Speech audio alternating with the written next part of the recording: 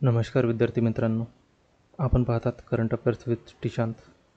महाराष्ट्रातील आणि देशातील प्रत्येक महत्त्वाच्या घडामोडी, अपडेट, नेमकं आणि विश्वासार्ह माहितीसह राजकारण, समाजकारण आणि आंतरराष्ट्रीय घडामोडी सगळ्या एकाच ठिकाणी, प्रत्येक परीक्षांसाठी उपयुक्त असा हा आपला व्हिडिओ.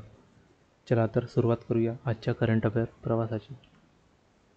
आजचा आपला टॉपिक आहे उपराष्ट्रपती निवडणूक 2025, जी नुकतीच पार पडली.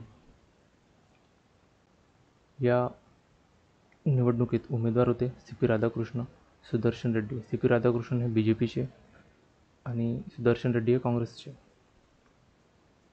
यात विजयी झाल्यात सी.पी. राधाकृष्ण यांना 452 मते मिळाली. उपविजयी झाल्यात सुदर्शन रेड्डी यांना 300 मते मिळाली. सी.पी. राधाकृष्ण हे 152 मतांनी विजयी झाले.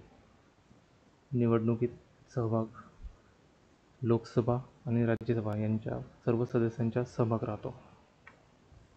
सी.पी. राधाकृष्णन हे तमिळनाडूचे मुख्य रहिवासी आहेत. त्यांनी महाराष्ट्रात 24वे राज्यपाल म्हणून कार्य केलं. हे आधी झारखंड राज्याचे राज्यपाल होते, तेलंगणाचे राज्यपाल होते आणि पुदुच्चेरीचे राज्यपाल होते. सुदर्शन रेड्डी हे माजी न्यायाधीश असून आंध्र प्रदेश राज्याचे मुख्य रहिवासी आहेत, मूळ रहिवासी आहेत. राष्ट्रपतीबद्दल कलम 63 भारतासाठी एक उपराष्ट्रपती असेल. कलम 64 उपराष्ट्रपती राज्यसभेच्या पदाध्यक्ष असेल.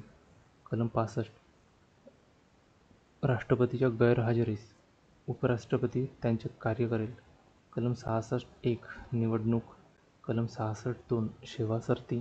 कलम 66(3) निवडणुकीसाठी पात्रता. कलम 67 पदावधी. कलम 68 पद रिक्त होणे. कलम 69 शपथ. भारताचे पहिले उपराष्ट्रपती होते सर्वपल्ली राधाकृष्ण. 14वे उपराष्ट्रपती होते जगदीप धनखड. 15वे सी.पी. राधाकृष्ण हे होते. 15वे सी.पी. राधाकृष्ण आहेत. होते म्हटलं. 15वे उपराष्ट्रपती आहे सी.पी. राधाकृष्ण.